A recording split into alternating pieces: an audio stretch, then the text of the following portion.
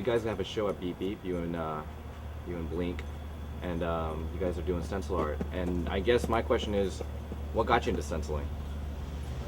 Originally, I was a really big fan of Shepard Fairey, probably back in like late '90s. Kind of started like putting up some of his stuff around, and just kind of decided why do somebody else's stuff when you can do your own, and started from there. But it was definitely a good training course in stencils, going through his ideas and learning how different bridges and islands make it apart to hold everything together to one piece and translate it over and just completely make a whole image just one piece of paper or whatever the substance is you're using. Right. Well, my question is, I guess you've been doing it for a minute because I saw your stuff a long time ago under the moniker Transmit. Right. And so what prompted you to even go about and doing it? Because if I remember correctly, you were probably one of the first people that stenciling in Atlanta that I saw. Well, I mean, Like back on, then, on that level. yeah, nobody was going crazy with it. And I was kind of like first just really just trying to learn how to do it and putting stuff up, and then just trying to figure out how to make it crazier and less braces, and have more of a photographic image rather than just an illustration, but just kind of keeping the rough cuts to it as well. But where people could look at it from far away and try to figure out how they got there. I guess another question would be I guess your content and all the stuff that you're trying to I guess convey with the stencils that you're doing.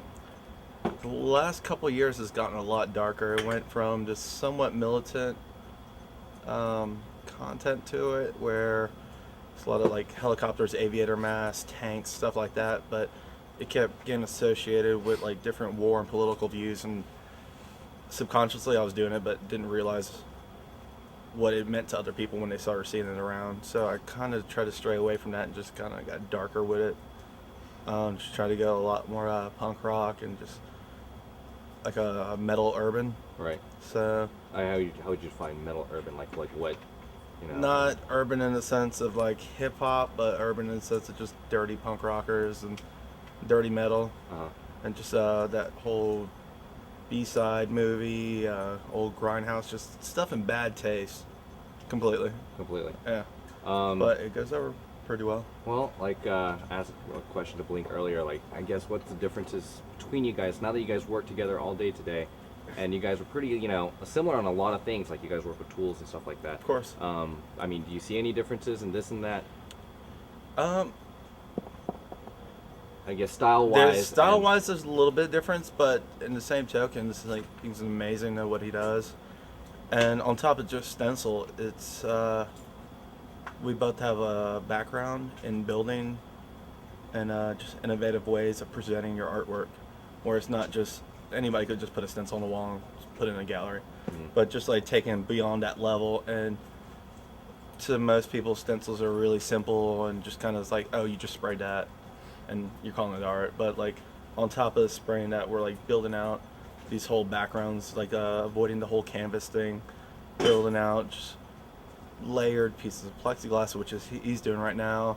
I'm doing all kinds of random boxes and slip hidden compartments in them. So it's like it's hard to explain how it is, but it's just it's more in depth, I think. Just kind of looking at the whole piece and then what else can you do to it rather than just painting a piece and just putting it and calling it a day. I guess my last question is competing against with other art forms. I guess with painting and all the other ones. How does stencil hold up to all the other the other different techniques of producing artwork? And I mean, in your view, what makes it just a little more unique in in your words, I guess. Uh, I like the satisfaction of just, in control of the image I'm doing, knowing what it's going to look like at the end result, at least for that aspect of the piece. This is one of the main parts of the stencil ideas. And then two, the just sitting there and just is really soothing for me, just sitting there cutting out the design by hand. Just it kind of relaxes me and just puts me in a better mindset. And it just holds off, and then just the satisfaction of just pulling off whatever masking or whatever you use to make the actual stencil itself, just pulling it off at the end result.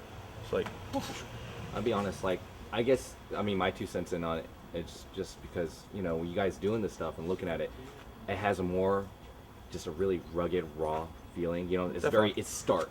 Whereas, like, I guess the painterly stuff is very, you know, it's kind of muted and it's kind of, you know, fades in and out. Whereas it's like with the stencils, it's just like, it's a no, you know, it's business all the way. There's no doubt about it. Right. So, you know, your guys' stuff is pretty brilliant in that terms.